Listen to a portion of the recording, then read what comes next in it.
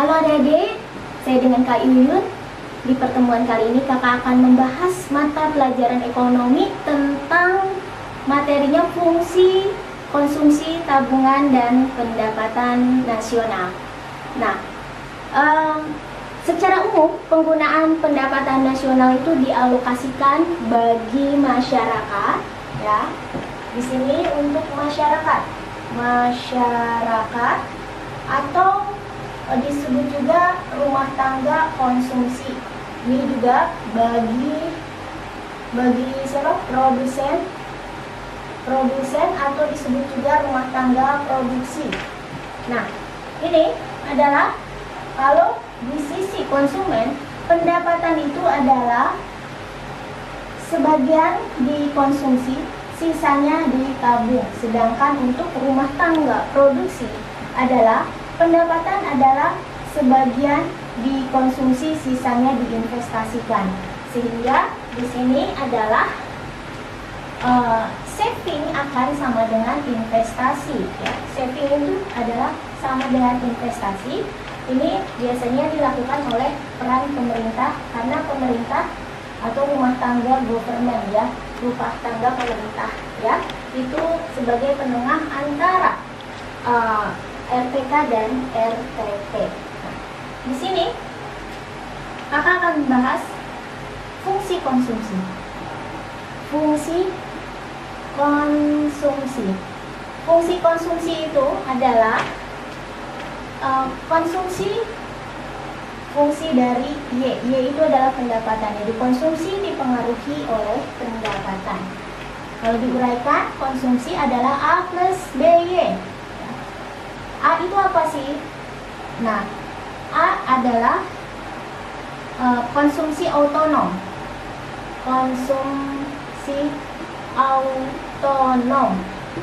Yaitu konsumsi minimal. Konsumsi minimal itu adalah ketika seseorang pendapatannya 0. Dan B adalah kecenderungan seseorang untuk mengkonsumsi. Kecenderungan itu namanya marginal propensity to consume. Nah, ini disingkat menjadi MPC, di mana kecenderungan konsumsi itu adalah pertambahan konsumsi akibat dari pertambahan pendapatan. Nah, sedangkan fungsi tabungan kita tahu bahwa Y sama dengan C plus S. Maka tabungan apa? Tabungan adalah Y min C. Nah, kita uraikan. S sama dengan Y min C-nya itu adalah A plus BY. Sehingga S adalah Y min A min BY, dan S adalah min A plus 1 min BY. Sehingga kita memiliki rumus fungsi konsumsi dan fungsi tabungan. Nah, apa itu min A? Sama. Min A itu adalah, kalau ini konsumsi otonom, di sini konsumsi saving otonom, ya, saving otonom, yaitu apa? Tabungan minimum pada saat pendapatan seseorang masih 0. Dan 1 min B adalah apa? Kecenderungan seseorang menabung, atau disebut MPS, marginal propensity to saving, atau pertambahan seseorang menabung akibat dari pertambahan pendapatan.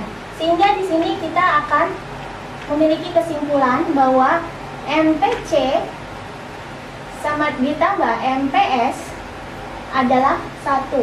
Kalau kita masukkan, misalkan ini semua dibuat delta C per delta Y ditambah delta S per delta Y dan delta Y per delta Y, terbukti bahwa MPC adalah MPS. Dari yang kakak jelaskan ini, kita bisa membahas soal-soal yang terkait. Ini kakak kumpulkan, ini adalah soal-soal SBMPTN, SPMB, dan UTBK. Nah, coba kita lihat soal nomor 1.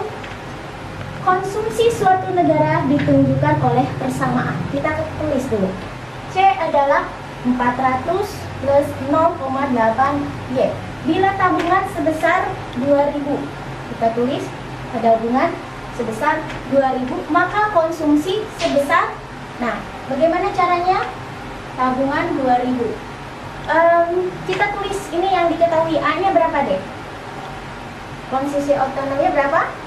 400.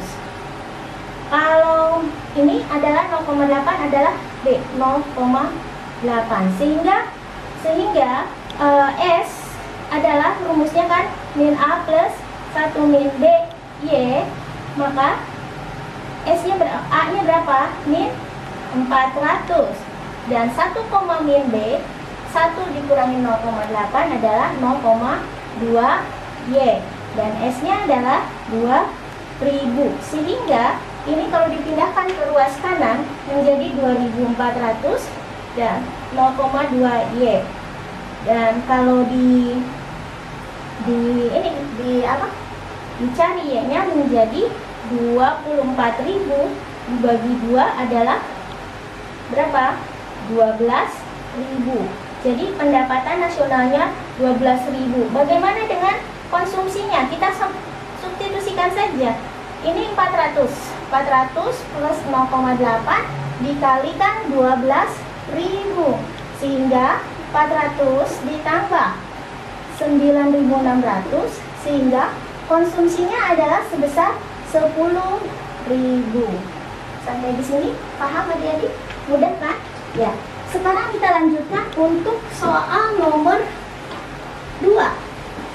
Kakak bahas soal nomor 2 di atasnya. Kita baca soalnya. Jika diketahui fungsi konsumsi 5.000 plus 0,8 Y.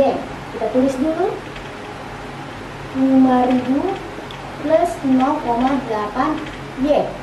Jika Y adalah pendapatan dan C adalah tingkat konsumsi, maka jika ada tambahan investasi sebesar 10 juta, tambahan investasi artinya pertambahan investasi sebesar 10 juta, maka konsumsi C akan meningkat menjadi sebesarnya. Ini yang ditanyakan delta C.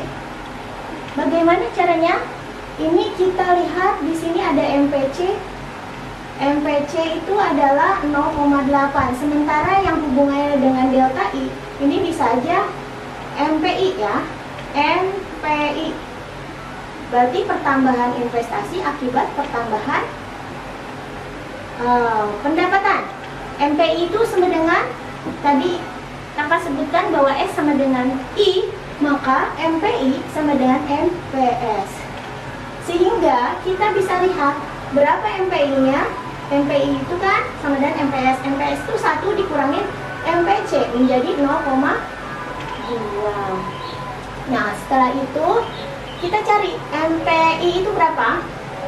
Delta I per delta Y 0,2. Berapa delta I-nya? 10 per delta Y sama dengan 0,2. Berapa delta Y-nya? Sama dengan 10 dibagi 0,2 sama dengan 122 adalah 50.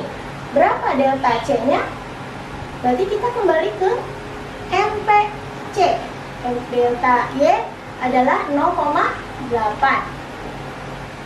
Delta C adalah 0,8 dikali delta Y.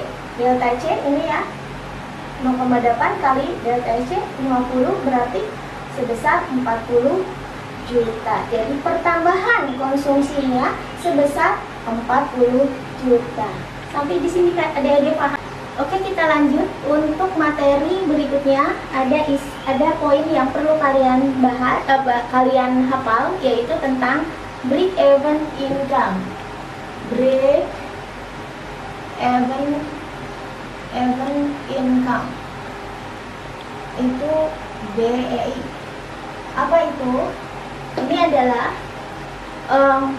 semua pendapatan habis untuk dikonsumsi. Dan ada lagi, kakak akan jelaskan namanya pendapatan keseimbangan.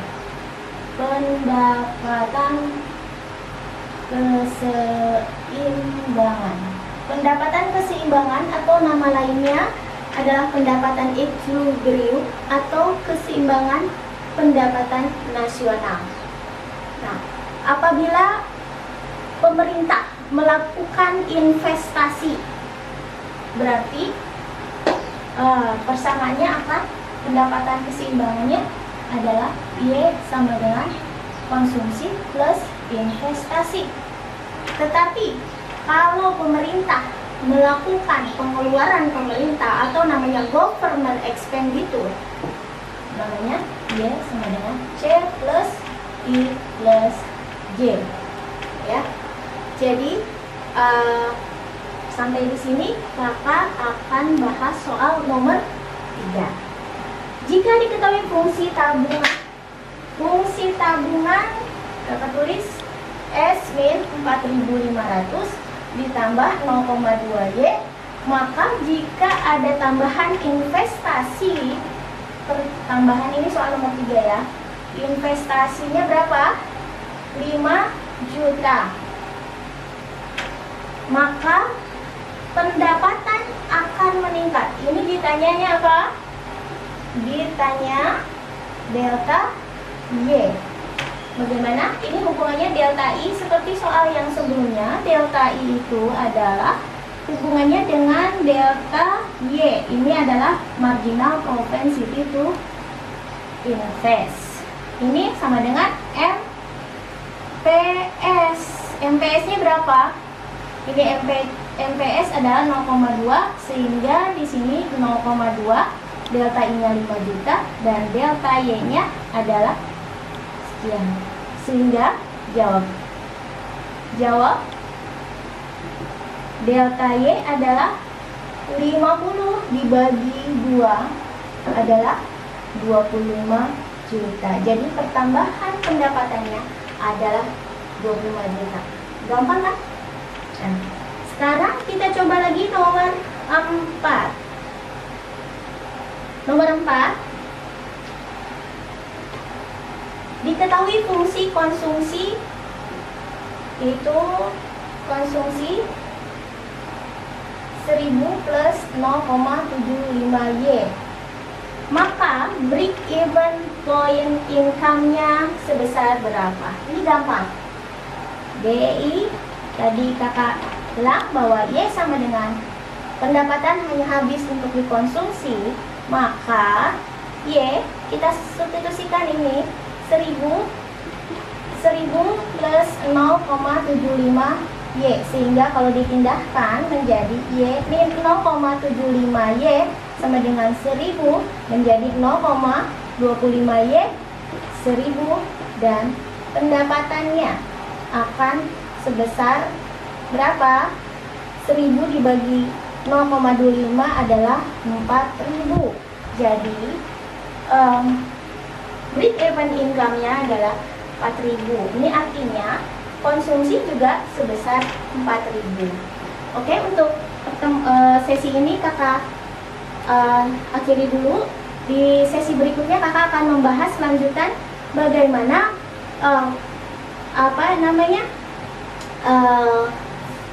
konsumsi pendapatan nasional dikaitkan dengan kebijakan fiskal.